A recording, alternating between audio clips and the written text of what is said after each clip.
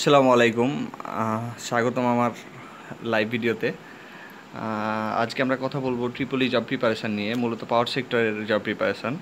তো জবের রিক্রুটমেন্ট এক্সামগুলো যেটা হয় সাধারণত কোয়েশ্চেনগুলো ভেন্যু ভিত্তিক হয়, মানে বুয়েটে যে রিক্রুটমেন্ট এক্সামগুলো হয় সেগুলোর কোয়েশ্চেন প্যাটার্নটা একরকম, এমআইএসটিরগুলো আরেক রকম, আইবিএতে যেগুলো হয় সেগুলো আরেক রকম, আর অন্যান্য তো আছেই। তো বুয়েটে সাধারণত Bangladesh power development board, Ashuganj power station company limited, EGCB, north West পাওয়ার generation company limited, DESCO, DPDC, PGCB ইত্যাদি রিক্রুটমেন্ট এক্সাম হয়। এমআইএসটিতে হয় সাধারণত স্ট্রেডা, DESCO, West zone power distribution company, RPCL, কোল পাওয়ার জেনারেশন কোম্পানি লিমিটেড এগুলো। বিআরইবি তারা নিজেরাই নিজেদের এক্সামটা নেয় বিভিন্ন কলেজে।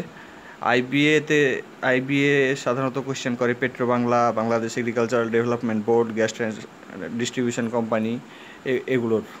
অন্যান্য আরও কিছু আছে। তো আমরা কিছু স্যাম্পল কোয়েশ্চেন দেখে নিলে ভালো হবে যে কোনটার কোয়েশ্চেন কীরকম হয়। এই জন্য আমি একটা ব্লগের মতো আর কি ওপেন করছি, সেটা হচ্ছে www.triplejp.wordpress.com। তো এটা /dl দিলে ডাউনলোড সেকশন পাওয়া যাবে। ডাউনলোড সেকশানে কিছু স্যাম্পল কোয়েশ্চেন আপলোড করা আছে। প্রথমে আপলোড করা আছে জিটিসিএল এর কোয়েশ্চেন আর ডিপিডিসি এর কোয়েশ্চেন। এগুলো অনেকটা বুয়েটের কোয়েশ্চেন প্যাটার্নের মতো। স্ট্রেডার কোয়েশ্চেন প্যাটার্নটা এমআইএসটির কোয়েশ্চেন প্যাটার্ন ফলো করে। বিআরইবির একটা দেওয়া আছে। আর বাংলাদেশ আর্মিতে যে রিক্রুটমেন্ট এক্সাম হয়েছিল 42তম স্পেশাল কোর্স, সেটার কোয়েশ্চেন দেওয়া আছে। আর বাংলাদেশ কেমিক্যাল ইন্ডাস্ট্রিজ কর্পোরেশন, এটার রিক্রুটমেন্ট এক্সাম আইবিএনআই সাধারণত, সেটা আপলোড করা আছে।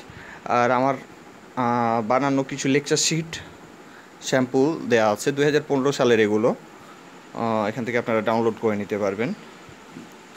এবার আমরা কিছু কমেন্ট দেখি। শ্রীকান্ত রয় কমেন্ট করছেন, ভাইয়া ট্রিপলি ডিপার্টমেন্ট জব প্রিপারেশনের জন্য ট্রিপলি ইলেকট্রিক্যাল, ইলেকট্রনিক্স, টেলিকমিউনিকেশান ইত্যাদির মার্কস ডিস্ট্রিবিউশন জানতে চাই। তো এটা আসলে ভেন্যু ওয়াইজ ভ্যারি করে।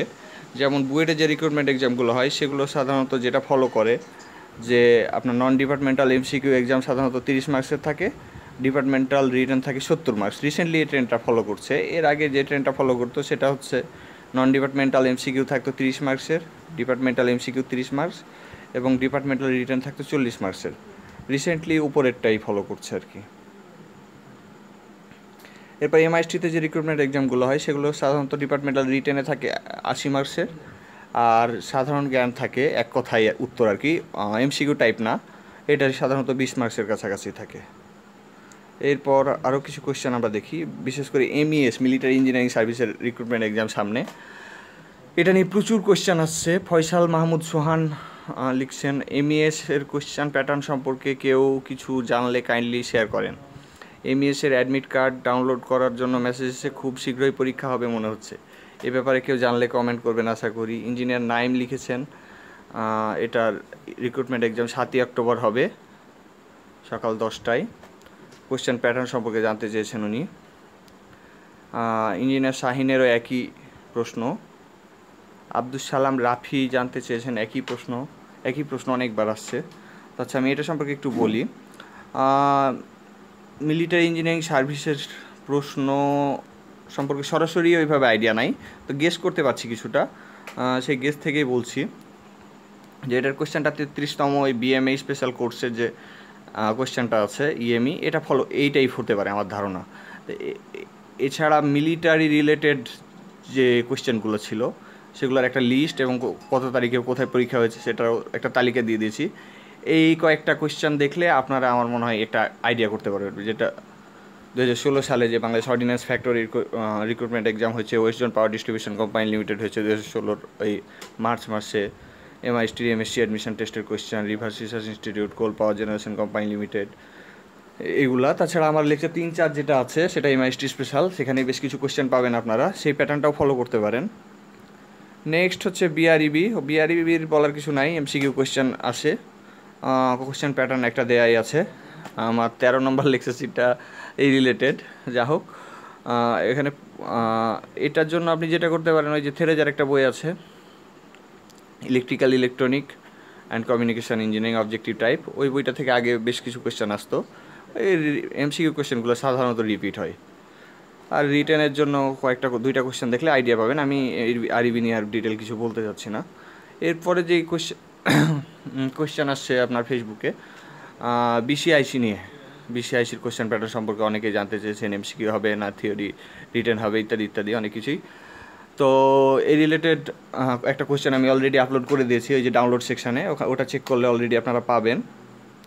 তো এটার রিক্রুটমেন্ট এক্সাম সাধারণত আইবিএনআই। তো এটার কোয়েশ্চেন প্যাটার্ন যেটা হয় পুরোটা এমসিকিউ হয়, 80 মার্কসের, 40 মার্কস ডিপার্টমেন্টাল, 40 মার্কস নন ডিপার্টমেন্টাল। এটার ডিপার্টমেন্টাল কোয়েশ্চেনটা মোটামুটি খুব ইজি হয় এই অর্থে যে কমন পাওয়া যায়, একই কোয়েশ্চেন বারবার ঘুরে ফিরে আসে। এর আগের কোয়েশ্চেন থেকে দেখবেন হয়তো এবার অনেকগুলো কমন পেয়ে গেছেন। ডিপার্টমেন্টাল কোয়েশ্চেনটা ইলেকট্রিক্যাল quiz.com ওখান থেকে এর আগের বার উঠাই দিয়েছিল, এবারও হয়তো দিতে পারে। আর নন ডিপার্টমেন্টাল কোয়েশ্চেনগুলো যেটা হচ্ছে ব্যাংক জবের কোয়েশ্চেনগুলো সলভ করতে হবে।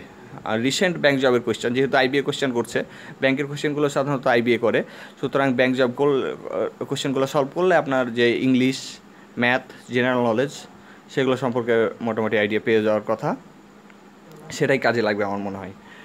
নেক্সট যেটা আছে, আচ্ছা রেকর্ড হচ্ছে তো, আমি তো কথা বলছি, একটু চেক করে নিই।